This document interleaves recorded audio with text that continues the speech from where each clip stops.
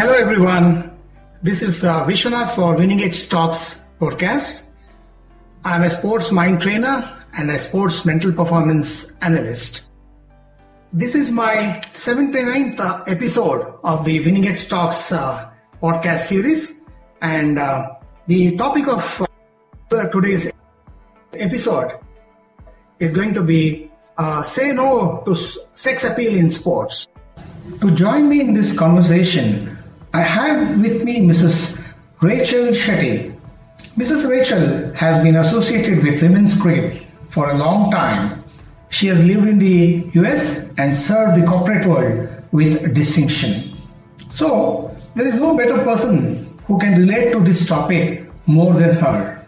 It is my privilege to introduce her to you. Rachel Shetty is currently the assistant coach cum manager of the Karnataka women's senior and under-23 team. Her younger days, she had represented the Karnataka senior state team, the South Zone team, and attended a few Indian probables camp. She captained the under-16 state cricket team and represented Karnataka in throwball. In early years of her corporate life, she was the former director of American Express and worked with the company for 24 years, 16 years in the United States and the remaining part in India. She was a part of the global diversity team and implemented the first women's interest network in India for American Express. She also conducts trainings for the final year students to prepare them for the industry. On her education front, she has an MBA in Computer Information Systems from New York and a Master of Arts from Bangalore University. Due to her passion for cricket, she quit her role at the American Express to be involved in women's cricket.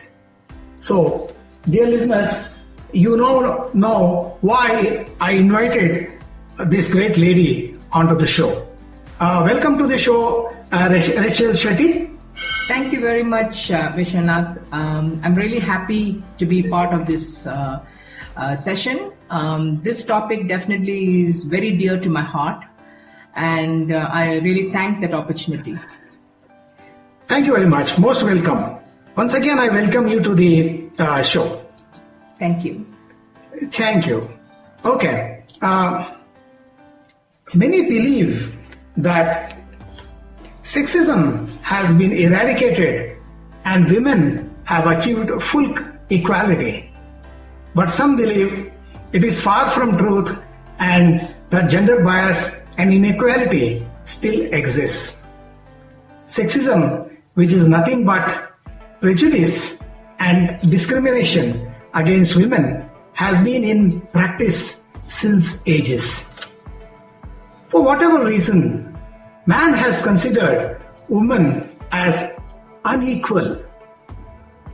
Women have been subjected to sexual abuse, violence, and exploitation.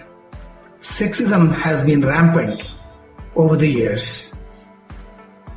The woman has always been looked to as a thing of beauty and expected to appear that way, while man had to be handsome in the eyes of the others. The women wanted to appear beautiful more than ever because beauty lies in the eyes of the beholder, and the beholder also wanted women to look sexually attractive, and she has been portrayed as a sex symbol or as a sex goddess in films, the entertainment industry, the advertising, and now even in the sporting industry.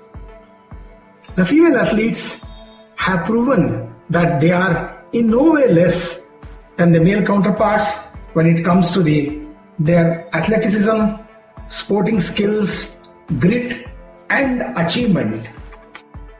It's quite absurd that the female athletes have been portrayed as a sex objects who are meant to expose their body to increase television viewership and spectatorship. While female athletes are made to wear skimpy, revealing sports attire, the male athletes are allowed to wear knee-length shorts and full body suits. Now, there is a mixed opinion amongst the rule makers in the sporting industry. Some want the existing rules with regard to the female uniform that attracts a lot of attention to continue, or of the other associations and federations are saying enough is enough. We have to see to it this discrimination has to stop and female athletes can participate with a lot of decency, respect and comfort in their clothing. The Tokyo Olympics that just concluded recently, the organizers of the Tokyo Olympics, the International Olympic Committee, have shown emphasis for gender equality in these games. The IOC has updated its portrayal guidelines to steer all Olympic sports towards gender equality. Their advice includes: do not focus unnecessarily on the looks, clothing, or intimate body parts. This is a much welcome move for the International Olympic Committee.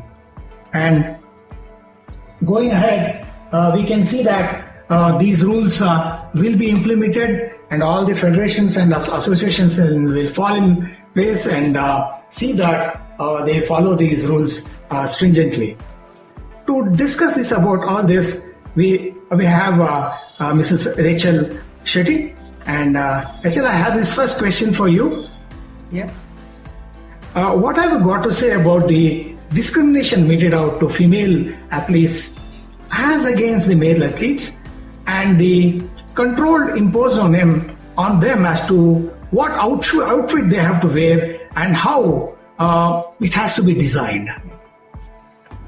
So my opinion on this is that first, for many years, women have always been discriminated, and there has been a fight, not just in the sporting world, but in the corporate side, to ensure that the gap reduces, and we've come a long way.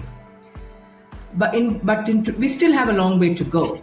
And I think the most important thing is that women should have a voice to say no. And we have seen that in the last Olympics. We've seen the Norwegian players say, no, we're not going to wear those skimpy outfits and we're going to wear the shorts. There is a lot of background in terms of monetary thing that goes to it. So we know that the designers or the marketing people who design the outfits in Nike or Reebok, they are all looking for what is bringing them revenue. So therefore they will design those and many of the players will wear it unless they are one of the top players who can say what they want to. Otherwise, many players have just kept their silence and they've continued to wear whatever has been given to them. But now we can see a lot of women voicing their opinion that our skills are more important than that just exhibiting and showing sexism. Why can't even men wear, especially in a sport like handball, where both men and women are in the same sport? The men are wearing t-shirts and long shorts, but women are asked to wear really skimpy clothing. Definitely, I think a lot is because the TV ratings are important.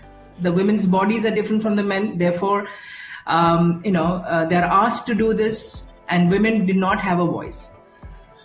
In the last couple of years, because of the Me Too movement, it has picked up momentum. So women are now saying, it's not okay with me to wear that outfit. I'm going to really show my skills. And I'm sure in the next couple of years, the gap about what men wear and women wear will reduce, and women will continue to say, you have to just look at whether it's athletics or whatever it is, look at my skills, but don't give us the excuse that by wearing skimpy clothes, there is an aerodynamic thing to the clothing, therefore you have to wear it. All those are excuses. I am hoping that in the future that women will continue to voice their opinion and stand very firm to reduce this kind of sexism and wear clothing that is more comfortable, so that they can kind of be aligned with the men. If the men are wearing longer shorts and they are comfortable playing the same sport, why not women? Therefore, I'm sure that we will definitely go a long way. And the fight has started, I think, with the Olympics, with the Norwegian players, women players. And I am really hoping that we will come a long way. Yes, thank you. What have you to say about the double standards being adopted in setting up the dress code? See, the example you gave of the Norwegian beach handball, where they have to wear the customized suits designed for them. But in contrast, going with the example, Olivia Green, a Paralympic world champion sprinter, has given, when she appeared for the English Championship, an official came and said, "You're wearing a bikini that is too explosive in nature, and this is not allowed." And some associations insist that they expose, and where other associations and federations, want to put a stop to this. Why these double standards? When will this end? Yeah, there is a double standard definitely that exists in many sports, where women are expected to show more of their bodies than men. We fight against sexual harassment in our private lives and in the workplace. But why does this continue in the sports? I think in certain associations, I feel, who are okay with it, it also depends on the culture they come from. For example, in South America, it's okay kind of to wear, a little more, I would not say skimpy, but that part of the culture plays an important role. But Olympics, we are saying is, you have to take an average, you have to look across all countries. You can't just look at certain countries where the federations are saying, I'm okay with it because it's a part of our culture. But whereas other countries, they're not okay with it. So especially in Olympics, I think there should be a kind of a standard clothing. They also should take the feedback from the athletes or the sports person before they design these uniforms. There's never in the past athlete has a voice.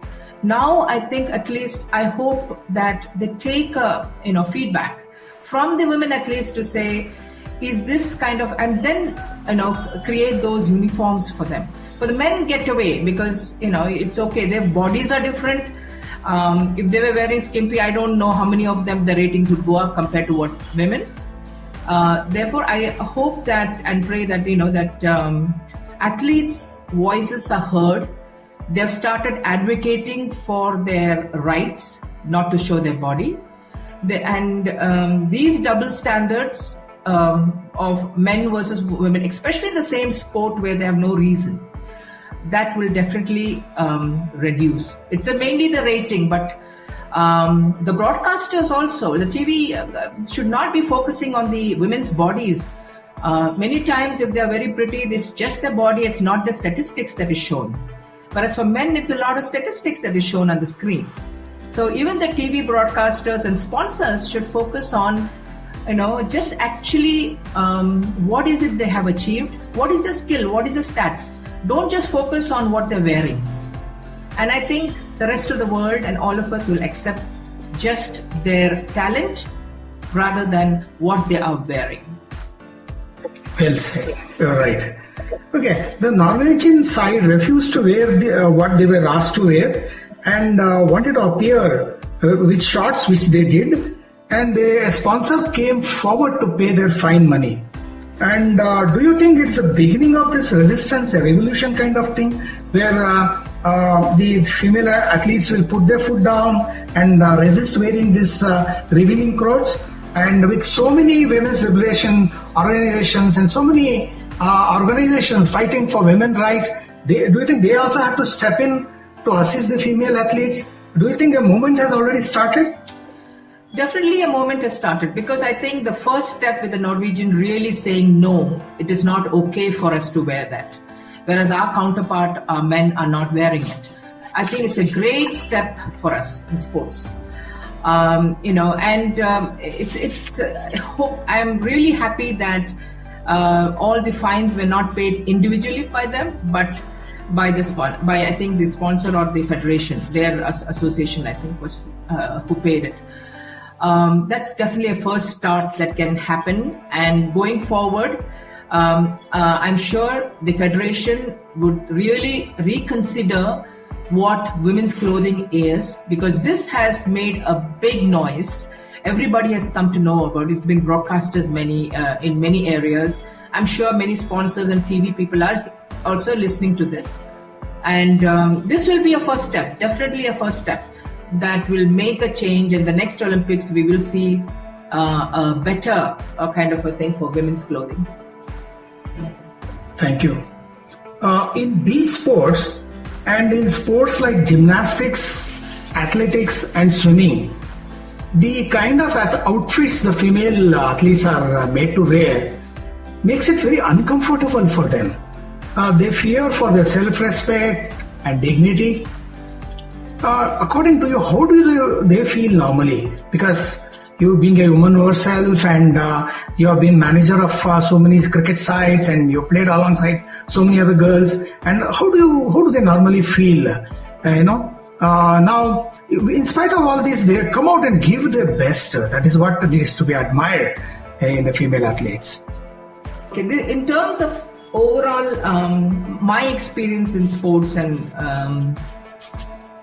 thing is that, it's important is just to focus. I would always continue to say that we need to really focus only on the skills. Everything else is not important. So I think my opinion is that let's look at their, especially in sports like beach sports, where they're wearing the skimpy. When they rub against the sand, it does hurt, or there can be accidents where their clothing can, may come off or whatever it is. So these sports like swimming and beach volleyball or handball, they need to wear something more comfortable, because even in gymnastics, when they are in that sport, you can see is the uncomfortable feeling of these gymnasts. Some may be comfortable because of various reasons, but many of them are not. No, that's what they have said, when they do the parallel bars and do the lot of, I don't want to comment on that, when they move their legs and all, they feel very uncomfortable.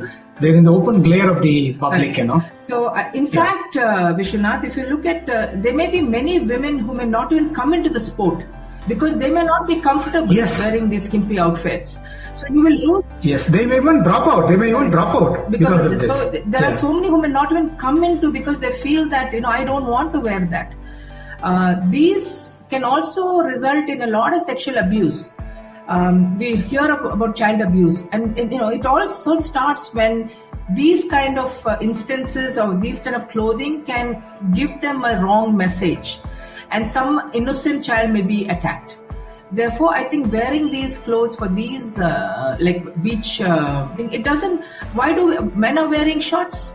Men are wearing t-shirts on the sand. Why is it that women have to wear the skimpy clothing? I'm sure it hurts when you rub your hands against the sand in the hot sand. Yes. So why not change the clothing? And I'm sure with the noise that the Norwegian women players have made, they will definitely look at the reason why that can be changed, and they will make a change. I'm really happy that the Norwegian women's team have come forward. Because especially the handball, beach handball, and made a stand in wearing shorts instead of the skimpy clothing. End of part 1.